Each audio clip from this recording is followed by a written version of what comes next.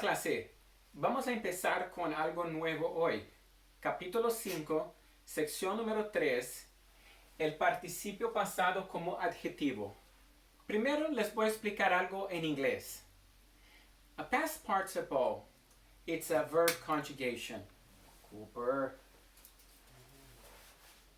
It's a verb conjugation, like for example, if I do the verb to do, the past tense of to do is did, and the past participle version of to do is done. Let me give you another example. The verb to bring, the past tense is brought, and the past participle is also brought. Last one, the verb to be, the past tense is was, were, and the past participle is been. Now, there are different ways to use the past participle. You can use it as part of a verb. For example, I have brought all my books home.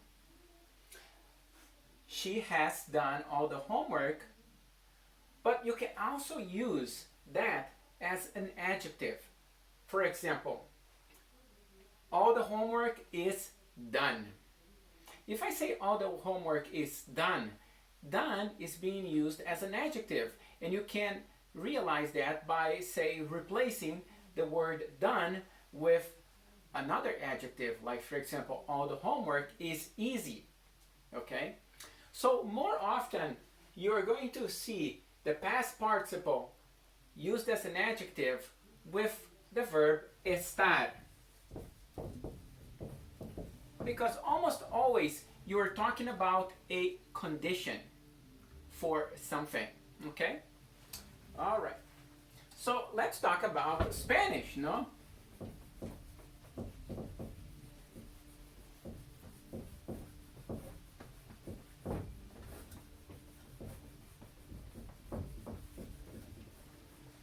Okay. El participio pasado en español es muy fácil. Primero, vamos a ver el verbo ser. Ser, sido. Comer, comido. Beber, bebido.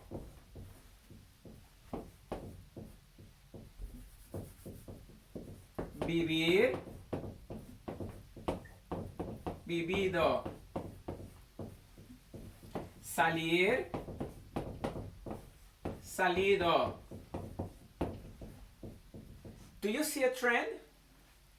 Todos los verbos que terminan en ER o IR van a tener ido.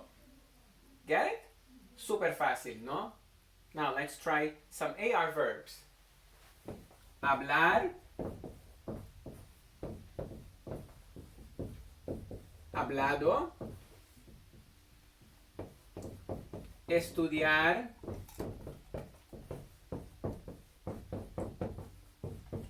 estudiado. Fácil, ¿no?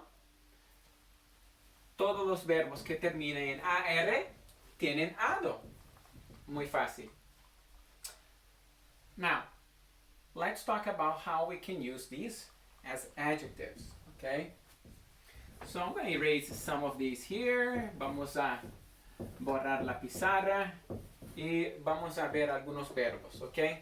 Por ejemplo, let's talk about the verb to close.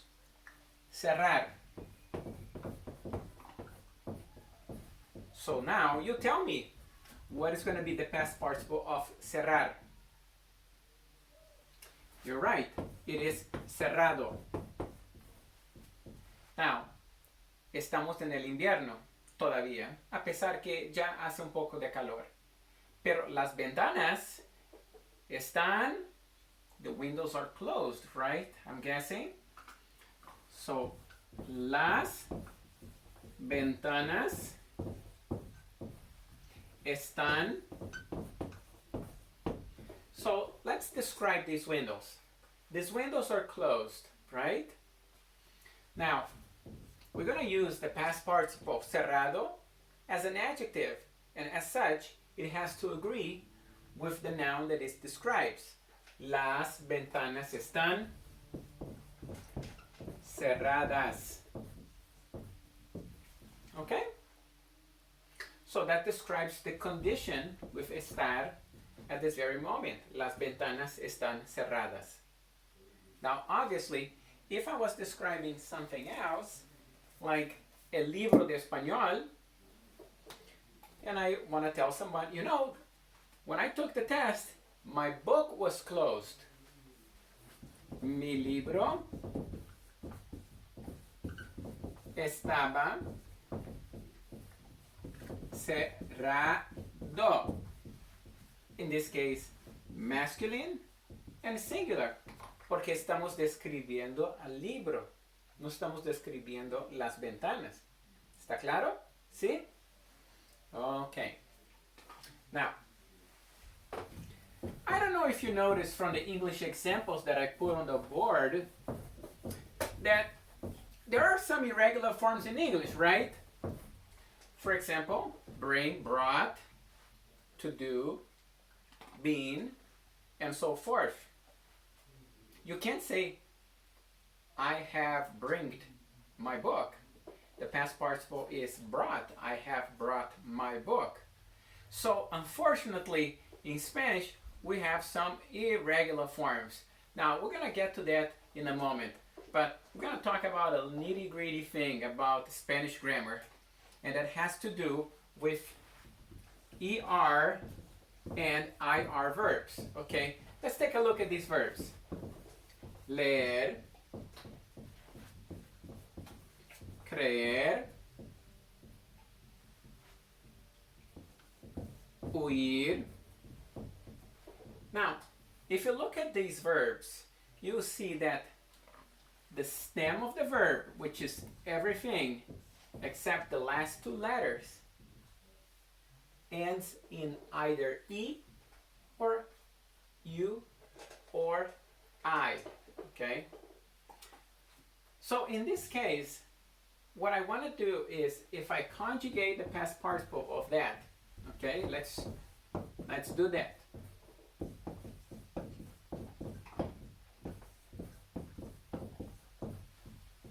So let's see.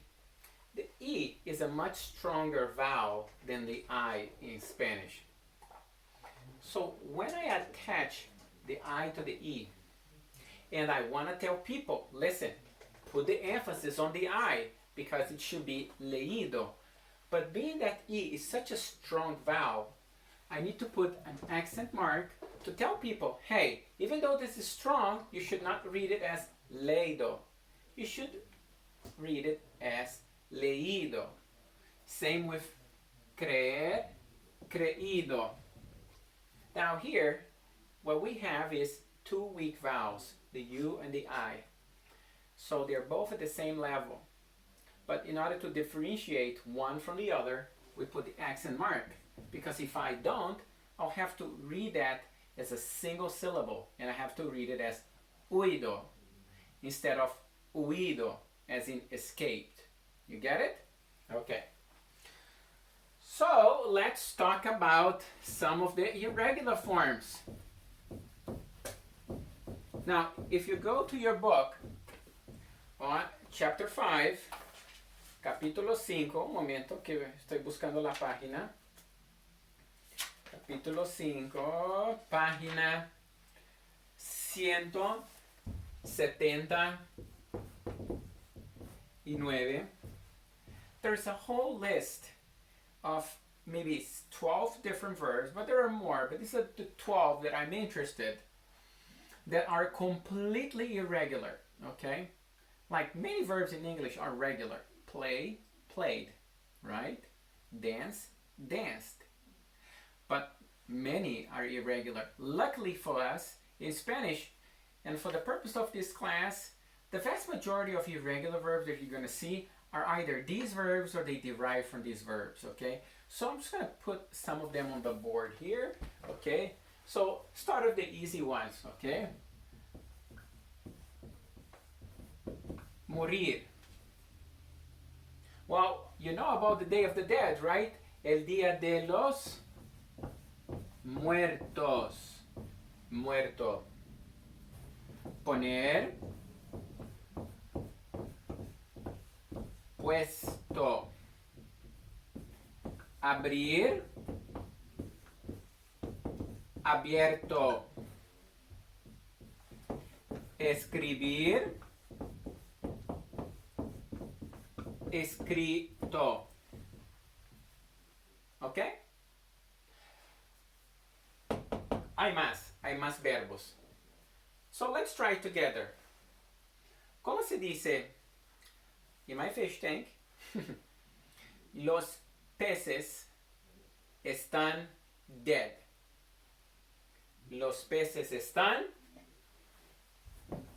muertos. Muy bien. Because the fish masculine plural are dead. Okay? You just set up the table and the food is on the table and you want to say la comida está poner en la mesa. La comida está puesta because the food is put or served in this case. Abrir. Let's go back to the window. Las ventanas no están. Las ventanas no están abiertas. Escribir. The book was written by Rowling. El libro fue escrito por Rowling. Now notice that in all of the exercises above, right? The fish are dead. The dinner is put on the table. The windows are opened. I use the verb estar because I'm describing a condition, okay? Now, 99% of the time, you're going to see the verb estar because we're describing a condition, therefore an adjective, okay? But sometimes you can see the verb ser, okay? Just like when I said the book was written by J.K. Rowling. So when I did that, el libro fue escrito, I'm not using as a condition, okay? I'm still describing what happened to the book, okay? But it works a little bit different, so let's not worry about that quite yet. Let's just keep in mind, for adjectives, we're going to use majority of time the verb estar plus the past participle in the correct form, okay? Muy bien.